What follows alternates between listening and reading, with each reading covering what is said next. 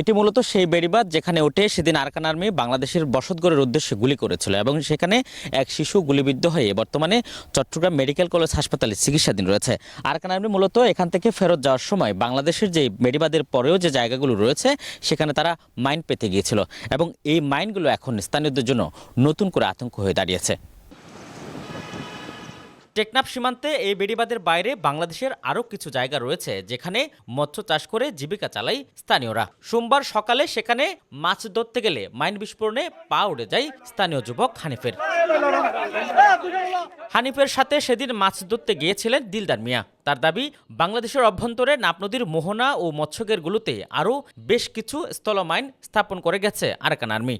খাড়ির মধ্যে একটু দূর হয়েছে মাত্র, ওখান থেকে ল্যাংম্যান বসেছে ওরা সব, ওখানে ফুটছে। পালা যাওয়ার সময় দেখি অনেকগুলা ওখানে, এই এতটুকু ভিতরে এই অনেকগুলা।